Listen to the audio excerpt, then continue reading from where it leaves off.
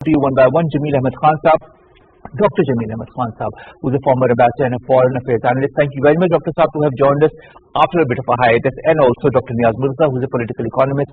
Thank you very much to both our eminent guests who have joined us. I'll begin with you, Dr. Jamil. What could be the agenda of President Lukashenko's visit to Pakistan this time around? We know the friendship, we know the relationship, we already know what has transpired before his arrival with the whole 68-member delegation, in which a majority are businessmen who are also here. We've also seen the trade talks between both the sides as well, the 8 MOUs that have signed as well. What are you further expecting during this trip?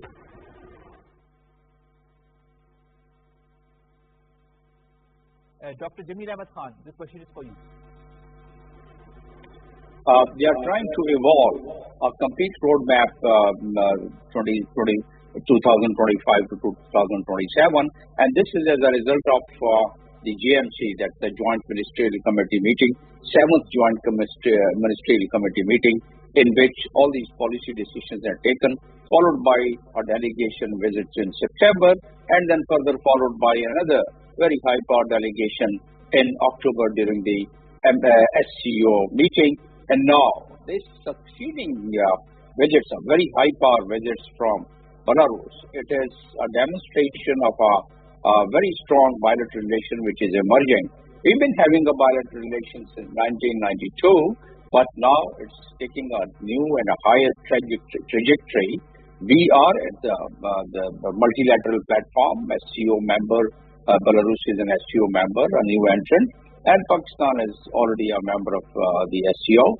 So at the multilateral level, we have a cooperation, we have a collaboration. And at the bilateral level, we are now attaining a new trajectory. 8 MOU which has been signed, and further are going to be signed, many more are going to be signed, and the agreement, and that would really chalk out the timeline and the further strategy for the trade, commerce, industry, and other bilateral relations. We are already into, we are importing from Belarus the machinery, the fertilizer, and some of the commodities, and we are exporting them. Textiles, some surgical items. Also, we are exporting them some of the leather items. We are all, but we are going to now further going to augment it in terms of the processed food and the fruits and vegetables, and there are many more items which would be included in this. So that is one aspect. And the second aspect is in the geopolitical context, where Belarus has taken a very strong side of the Russians, particularly after the Ukraine war once it broke, and Belarus is under sanction. We might as well find initially these couple of months some difficulty, but now the countries have started having their trade in their own local currency, and for that we have to rebalance our negative trade balance with Belarus. Belarus, we do have a very strong defense production relations with them as well. So, but then subsequently, once Trump takes over the administration of the United States, afterward we feel that this Ukraine issue would start diminishing, particularly the war would subside, or at least maybe completely it is resolved. And once that happens, the sanctions would also be relaxed on Russia and in turn on Belarus. So that means that we would have a very good market, and then the geopolitical and geostrategic location and geographical location of Belarus is just it's a very pivotal country between Europe and the Russians.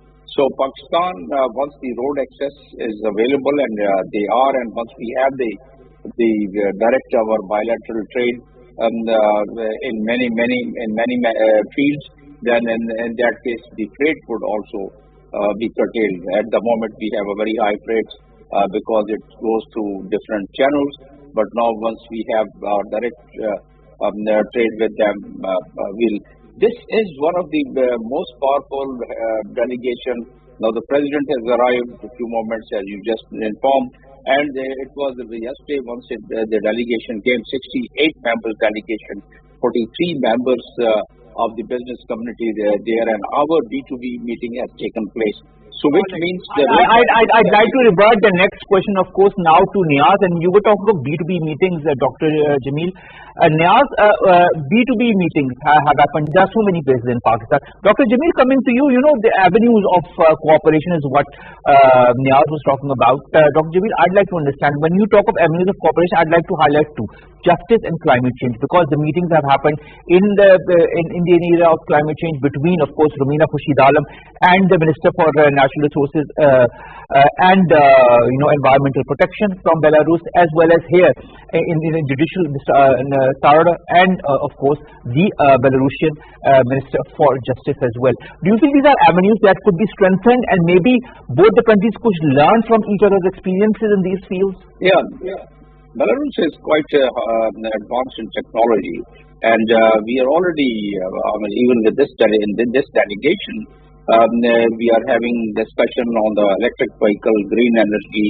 Obviously, that helps us towards the climate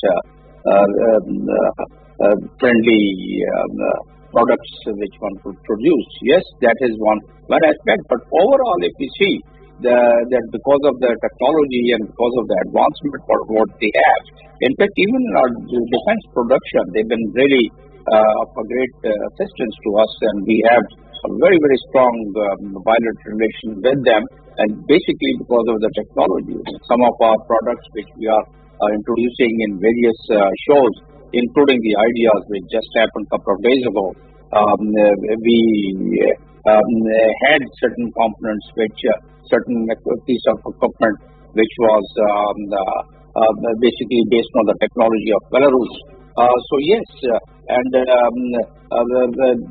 since 43 people were coming here and we're already here, the business, it appears that because of the SIFC, now they'll find it much more easier, and the atmosphere and the ease of doing business has become much easier now after the introduction of SIFC, because previously we have to admit that our bureaucracy and our red tapeism was a detrimental factor for the investors, and people have been themselves complaining me while I was ambassador in various countries that it becomes very hard for any investor in Pakistan because there are 24 departments now.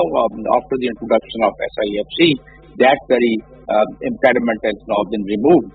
So these and that's why perhaps there is a meeting taking place already with the SIFC of this delegation, and that shows the interest of the business people, the industrialists who want to set up some of their units and they want to really collaborate with Pakistan.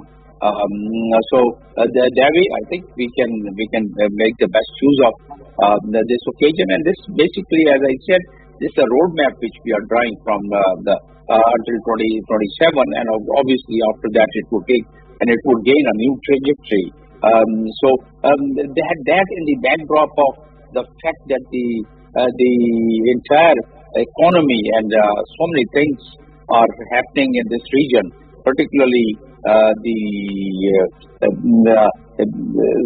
so many aspects of economy is moving from west to east, and therefore this SCU has also become quite an important regional organization, and Belarus being part of the regional organization. And as I was mentioning, that after Trump's takeover, things would improve in that region, and once that improves, the sanctions would also be relaxed or maybe removed, and at that time it will be much more easier for Pakistan to enhance and double down their export in Belarus and cover that entire area, because Lithuania, Latvia, all these countries are just neighboring countries, although they are the European Union country, but it could still be easier if we have in the bulk the transportation system, and that we are able to transport our goods and services into that region, and then from there it becomes much more easier for those the business people to further do their trade from with the competitive goods what we can supply from Pakistan and we are already supplying many things to them as we discussed earlier. So from that standpoint, I guess that we are at a very right trajectory, and we are going to really strengthen this relation. It's not only Belarus but other members of the SCO. We are increasingly trying to improve our relations with them, with trade and commerce, and that was what was decided during the meeting, during the summit of the SCO, and during the SCO, our bilateral meetings with various head of the states and with various delegations. Even during that time, what is needed at this time is that whatever has been decided and whatever strategic decisions have been taken during SCO and whatever is being decided now with this delegation of Belarus, a follow-up with the concerned ministries, concerned departments, because unless that is done with a full strength, probably the fruits cannot be reaped of all these political and leadership level the improvement of the relations. So that has to be translated into the trade, commerce, industry, economics.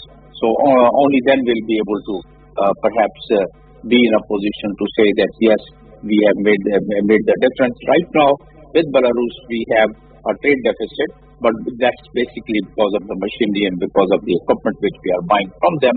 But then that could be balanced very conveniently once such like delegations they start taking interest into Pakistan. One more thing which is which is of a geopolitical importance, that Belarus, once they come and make investment, they find it much easier to have the access, although they have the access to Central Asian countries, to China, but their industrialists, and if they set up their unit share, they find it much easier to, because Belarus is a landlocked country, and it could be much easier for them to promote their products. I get it. I'm a bit short of time. I want to ask this last question to Dr. Niaz. Thank you.